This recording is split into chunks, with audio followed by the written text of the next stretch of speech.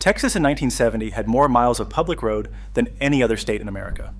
313,000 miles of highway, farm-to-market road, ranch road, and interstate.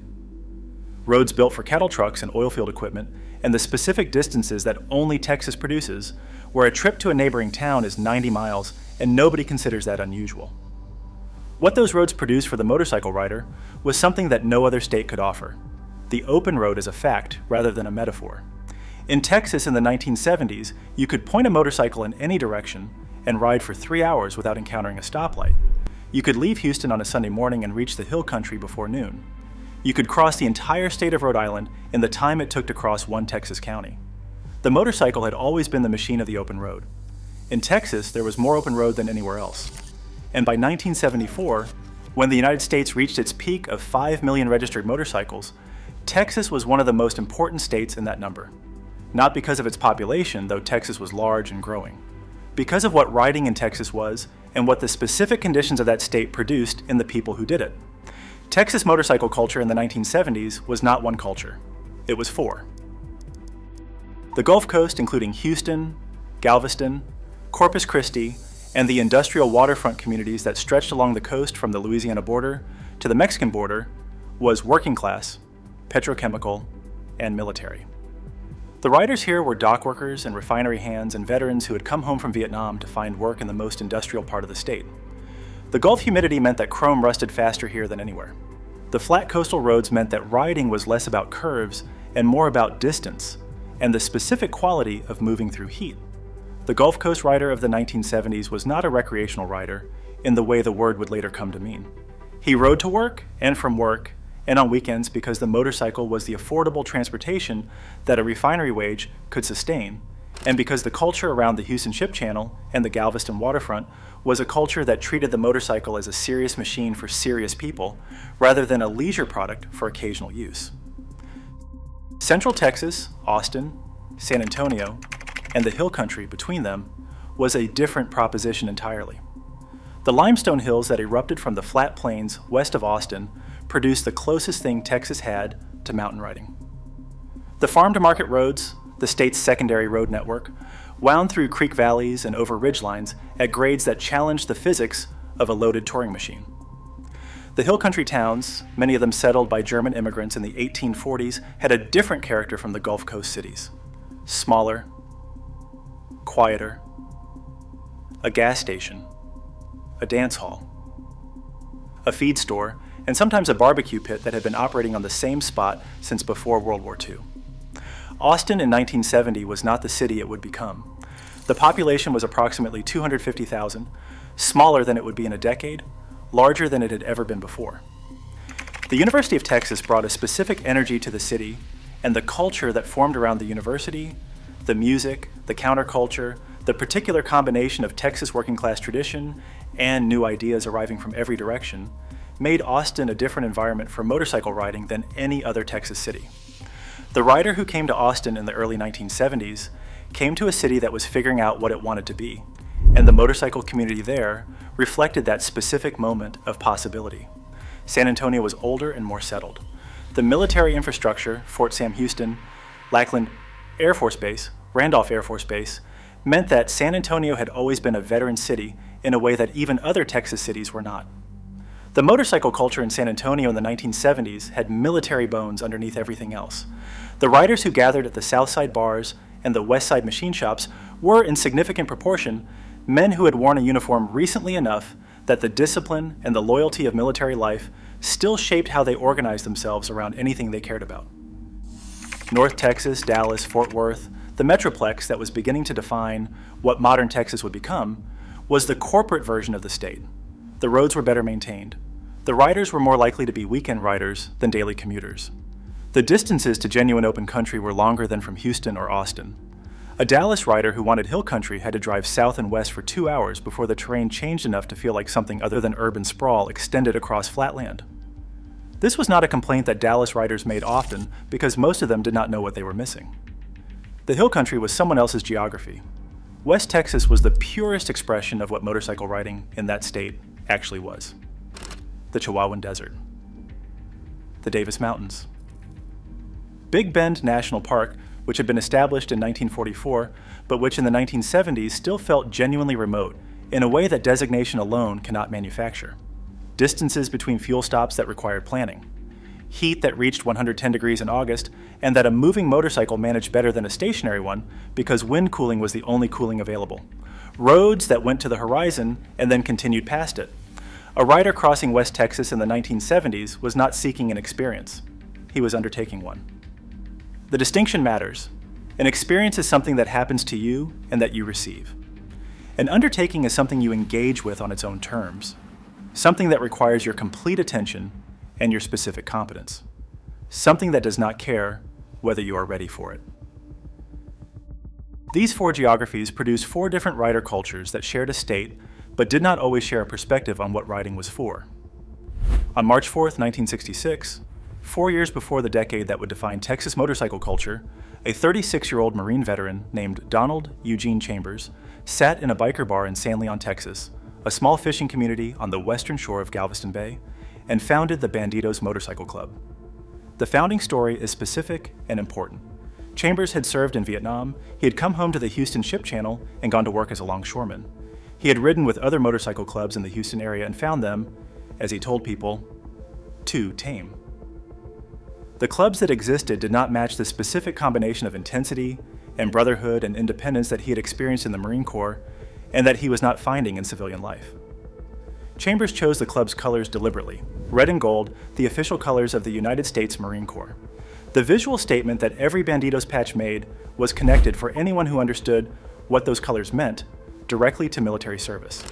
Unlike the Hells Angels, who grew out of post-World War II California counterculture, the Bandidos were a Vietnam-era club with military discipline baked into the structure from the first meeting in that Galveston Bay bar. By the early 1970s, the Bandidos had grown past 100 members. Most of them were Vietnam veterans who had come back to the Gulf Coast working-class world and found in the club the specific thing that the Vietnam veteran kept finding in motorcycle culture across the entire country. A community that did not require explanation, that already understood what you carried, that organized itself around a shared discipline rather than a shared comfort. The club named itself after Mexican bandits who live by their own rules. The motto, "God forgives, Bandidos don't," was not a threat. It was a statement of internal culture. The loyalty that the club demanded and that it provided in return was absolute in a way that the civilian world almost never offers. Ronald Jerome Hodge took over the presidency from Chambers in 1972 when Chambers was convicted of murdering 2 drug dealers in El Paso. Under Hodge's leadership, the club expanded continuously through the 1970s, south through the Gulf Coast, north through the interior, and west into the territory that other clubs had not yet claimed. By the end of the decade, the Bandidos were one of the largest motorcycle clubs in the United States. The territorial contest was not abstract. It was physical and geographic. Houston, Galveston, Corpus Christi, and San Antonio, the Gulf Coast Industrial Corridor where the Bandidos had their strongest presence, was the most contested motorcycle club territory in the state. The disputed patches and bottom rockers that defined territory were not symbols. They were statements about which organization controlled, which roads, which bars, and which communities. By the 1970s, Texas had become one of the most contested territories in the American MC world. Multiple clubs claimed regions, and disputes over territory, who could wear what patch and who could ride where, became a recurring source of conflict that would shape the state's biker landscape for decades. But the Bandidos existed alongside a much larger and much quieter Texas motorcycle community that the club's reputation consistently obscured. Texas motorcycle culture in the 1970s sat somewhere in the middle of the national landscape, big enough to attract major industry presence, but still grassroots enough that custom bobbers parked next to stock touring bikes at the same gathering. The working-class rider who was not a club member, who rode a Shovelhead or a Honda CB 750 to work and on weekends, who kept to the farm-to-market roads and the hill country and the Gulf Coast Highway, that rider represented the majority of the 1970s Texas motorcycle community. He is not in the mythology because he did not generate headlines, but he is the foundation of everything else. Understanding the machines that Texas riders chose in the 1970s requires understanding the specific demands that Texas geography placed on those machines. The Harley-Davidson Shovelhead touring machines, the Electroglide, the FLH, and the later Superglide were the machines of the Gulf Coast and the long-distance Texas rider. In a state where distances between destinations could be measured in hours rather than minutes, the touring configuration made practical sense that it did not make in states where everything was closer together. The windshield, the luggage capacity, the comfortable riding position across 200 miles of featureless West Texas highway, these were not luxury features. They were the correct engineering response to the riding Texas required. The AMF years that defined Harley production through much of the 1970s hit the Texas market in the same way they hit every other market, with machines that were inconsistently assembled and that required more attention than they should have. The Texas dealer who received a new electric Glide in 1974 and found it needed shop time before it could be delivered knew that the machine would perform adequately once the issues were sorted. The Texas rider who understood his shovel head completely, who had the specific mechanical literacy that an imperfect machine demands, was a better rider and a more capable one than the rider who had never needed to develop that literacy. The Japanese machines were establishing their Texas presence simultaneously. Honda CB 750, Kawasaki Z1900cc, and Yamaha XS 650, machines that were faster, more reliable, and cheaper than the Harleys they competed against in the same showrooms. The Texas rider who had no brand loyalty to the American machines chose them without hesitation, and the Honda dealer on the Gulf Coast who had machines that started reliably and did not require dealer preparation was doing business that the Harley dealer was not always doing. The custom chopper occupied a specific Texas position that differed from the California custom culture. California choppers were built for display as much as for riding. Extended forks, extreme rake, the visual drama of a machine that announced itself at a distance. Texas choppers were built to be ridden. The flat coastal roads and the long hill country routes demanded machines that could cover real distance. A Texas chopper builder working in Houston or San Antonio in the 1970s was building from the drag racing tradition rather than the easy rider tradition. Functional performance within a custom aesthetic, not beauty at the expense of capability. That practical character runs through Texas culture at every level. The custom motorcycle that could not be ridden hard and far was not finished. It was a display piece. And display pieces in 1970s Texas were not taken seriously. The 2026 Motorcycle Buyer's Bible documents where these machines from the 1970s sit in today's used market. Section 5 has the Vintage Buyer's Guide with the specific model years to target on the late shovelhead and CB 750 platforms, and Section 7 has the pre-purchase inspection checklist that tells you what to look for before any vintage purchase. The current market is producing opportunities that have not existed since before the COVID inventory bubble. Was $97, now $9. Link in the description. The hill country motorcycle roads of Texas existed before anyone called them by the names they carry now. The Twisted Sisters, Texas Ranch Roads 335, 336, and 337 cover roughly 130 miles through limestone terrain in the heart of the hill country. In one 15-mile section, there are approximately 65 curves. In the 1970s, these roads had no nickname. They were simply the farm-to-market roads west of Kerrville and Leakey, the routes that connected small ranching communities through terrain that the hill country had been carving from limestone for a million years. Limestone bluffs rising 50 feet above creek beds, cedar and live oak growing from rock that looked too hard to support them. The Nueces River running through canyon country that the Spanish had mapped in the 1700s and that had changed very little in the centuries since. Roads that had been built for ranch trucks and school buses and that a motorcycle could use in ways those vehicles never could. The specific quality of the hill country roads in the 1970s was different from what they are now. The pavement was older, patchier in places, rougher where the limestone pushed through from beneath. The traffic was lighter, far lighter than today. A rider on a farm-to-market road in Bandera County in 1974 might go 30 minutes without seeing another vehicle. The landscape and the road were simply there, in the specific combination that the hill country geology had produced, waiting. The rider who discovered these roads in the early 1970s had found something that the motorcycle culture outside Texas did not have access to. Geography that was genuinely challenging, but not dangerous, genuinely remote, but not isolated, genuinely beautiful in a way that the flat Gulf Coast and the flat Metroplex and the flat Panhandle never were. Bandera, the self-proclaimed cowboy capital of the world, became a gathering point for riders working the hill country routes. The town's ranching heritage and its specific combination of working cowboy culture and the dance hall tradition gave it a character that riders from Houston and San Antonio found worth making the drive for. Not a motorcycle destination in the organized sense, a place where people who rode ended up because the roads leading there were the right kind. Kerrville. Fredericksburg, with its German heritage and its Guadalupe River, and its dance halls and a specific cultural character that felt nothing like Houston or Dallas. Luckenbach, the tiny community south of Fredericksburg that became one of the most famous addresses in Texas country music in 1973 when Willie Nelson and Waylon Jennings recorded there, had always drawn a specific kind of person, the person who was looking for something that the cities could not provide. The riders who came to the hill country in the 1970s were looking for the same thing, not a destination, a road. The specific experience of a motorcycle and terrain that was built for it. The Guadalupe River that ran through Kerrville and New Braunfels was a different kind of Texas geography than the flat Gulf Coast or the Desert West. Swimming holes fed by limestone springs that maintained a constant cool temperature regardless of the summer heat above ground. Small towns that had been there since before the Civil War. A density of history in a relatively small area that the newer Texas cities did not have.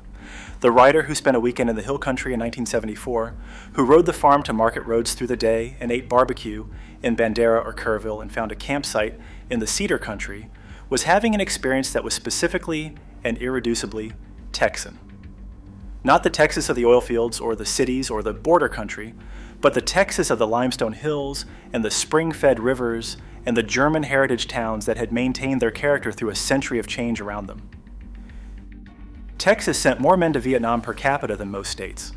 The state's military culture, Fort Hood near Killeen, Fort Sam Houston in San Antonio, Lackland Air Force Base, Dyess Air Force Base in Abilene, and the long tradition of military service embedded in Texas identity at a level that most other states did not share, meant that the Vietnam veteran return was larger and more visible in Texas than in most states.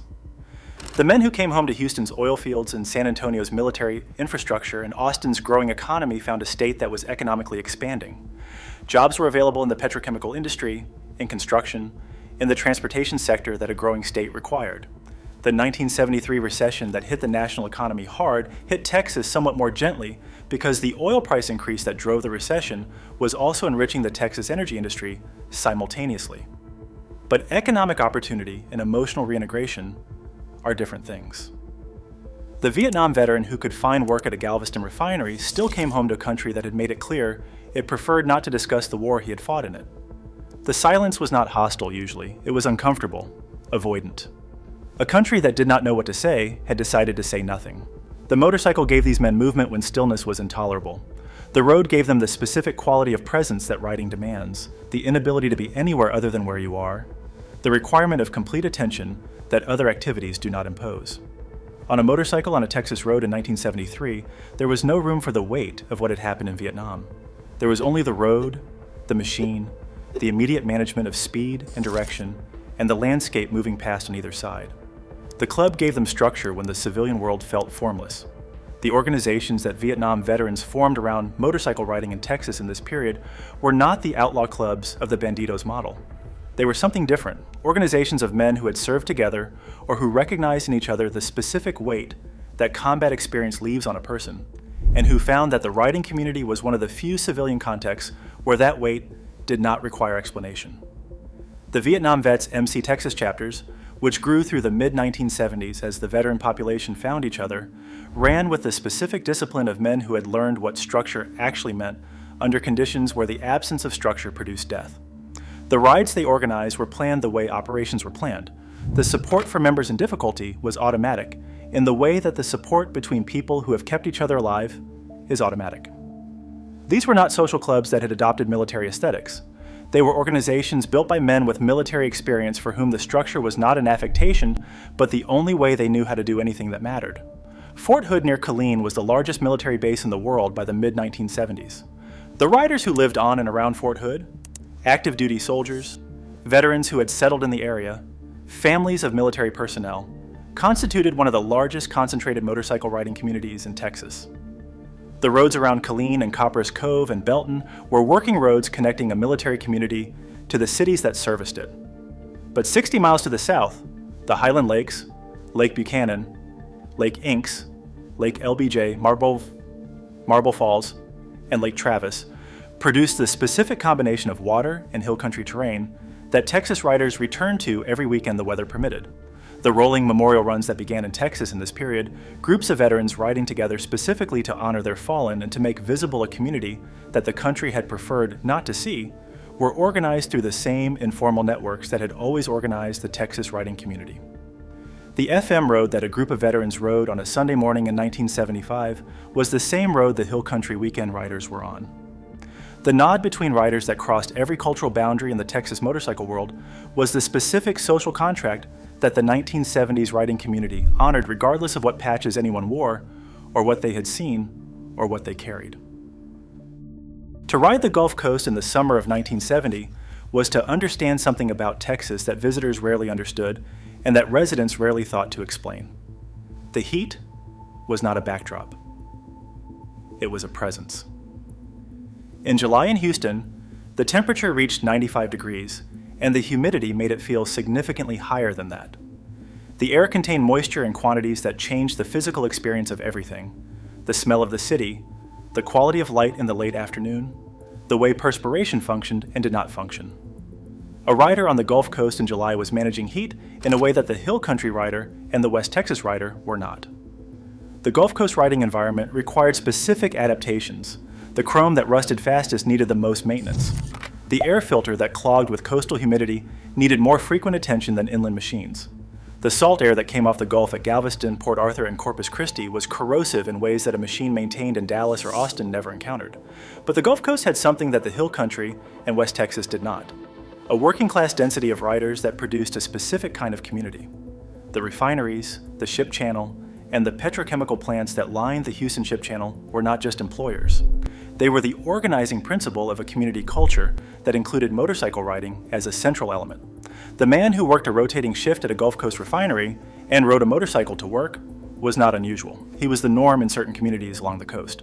The parking lot at a Galveston refinery in 1974 had machines that told you exactly what the workforce looked like: Harleys and Hondas and a few Yamahas, and the occasional Triumph that a British brand loyalist kept running through determination, and parts sourced from shops that were beginning to thin out as the British industry collapsed. Corpus Christi at the southern end of the Gulf Coast had its own character, closer to the Mexican border, shaped by the specific cultural mix of South Texas, where Anglo and Hispanic cultures had been in contact for over a century. The riders in Corpus Christi in the 1970s were working the same roads and the same coast, but in an environment where the Spanish language and the ranching tradition of Deep South Texas were as present as the Anglo working class culture that dominated the Houston area. The seawall at Galveston, the massive concrete barrier that protected the island from the Gulf, was a gathering point that functioned the way the main street of inland Texas towns functioned. Riders came to the seawall not for an organized event, but because the seawall was where you went, and the people you would find there were the people you expected to find, and the conversation would cover the same ground it always covered: the machines, the roads, the people who were not there anymore. West Texas has a specific character that it does not share with any other region of the state or any other region of the country. The Chihuahuan Desert begins west of the Pecos River and extends south into Mexico and west into New Mexico. It is the largest desert in North America. In the 1970s, it was crossed by highways that had been built for the commerce of a growing Sun Belt economy and that functioned, for the motorcycle rider, as some of the most extraordinary roads in the United States: US 90 from Del Rio to El Paso, US 67 south through Marfa, the road through Alpine and Fort Davis and the Davis Mountains that rise from the desert floor to elevations above a mile, where the summer temperature dropped to something approaching bearable, and where the landscape changed from desert scrub to pine forest with an abruptness that never lost its capacity to surprise. Big Bend National Park, established in 1944, had been accessible since the 1950s, but remained genuinely remote through the 1970s. The park encompassed over 800,000 acres of the Chihuahuan Desert in the bend of the Rio Grande, where the river turned northeast after forming the Texas-Mexico border. The road into the park from Marathon was paved but narrow, and the road through the park itself was the kind of road that rewarded the rider who was paying complete attention and punished the one who was not. The rider who made the trip to Big Bend in the 1970s had committed to an undertaking rather than a weekend trip. The distances involved: 300 miles from San Antonio, 400 miles from Dallas, 600 miles from Houston, meant that Big Bend was a destination that required planning and time and the specific willingness to be far from help if something went wrong. The fuel planning required knowing where the next gas station was, because in West Texas in the 1970s, the distance between fuel stops could be the distance between a manageable situation and a serious one. But the riders who went did not describe it in terms of difficulty. They described it in terms that had nothing to do with the practical challenges, the Rio Grande. The limestone canyons that the river had cut through the desert over millions of years. The silence of the Chihuahuan Desert at night that was unlike any silence available in the developed portions of the state. The specific quality of the sky over West Texas at night, the absence of light pollution in a region where the nearest city might be 100 miles away, that produced a star field that riders who had grown up in Houston or Dallas had never seen before their first West Texas night. Marfa, the small town in Presidio County that would later become famous for its art scene and its mysterious Marfa lights, was in the 1970s simply a ranching community at the intersection of US 90 and US 67, with a Presidio County courthouse that had been built in 1886 and a Prada boutique that would not arrive for another 30 years. The riders who stopped in Marfa in the 1970s were stopping for fuel and food and the specific pleasure of a small Texas town that existed completely on its own terms, with no awareness of or interest in whether anyone outside Presidio County had ever heard of it.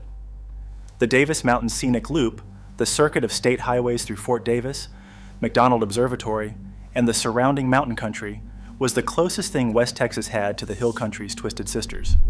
The elevation changes were real rather than cosmetic, and the mountain air at 5,000 feet was different from the desert air at 3,000 feet in ways that the rider's body registered before the mind caught up. McDonald Observatory, built on Mount Locke, at 6,791 feet and operated by the University of Texas, was accessible by road and was, for the rider who arrived at the summit, one of the highest points reachable by paved road in Texas. The telescope domes visible from the road below were the specific landmark that told a rider approaching from the south that the elevation was real and the air was going to be different. West Texas riding required a specific kind of rider. Not more skilled in the technical sense, the hill country FM roads demanded more in terms of handling ability than the long, straight desert highways. But more self-sufficient, more attentive to the practical details that urban riders could ignore because help was always nearby, more comfortable with solitude and distance, and the specific quality of being a long way from anything. The riders who were drawn to West Texas were, in a meaningful proportion, the same riders who had been drawn to military service, men for whom the management of risk and distance and self-sufficiency was not a burden, but the specific condition under which they felt most genuinely themselves. The 1973 oil embargo that hit the rest of America as a crisis hit Texas differently. When OPEC cut oil production and gas lines formed at stations across the country, the motorcycle's fuel efficiency drove registrations nationally.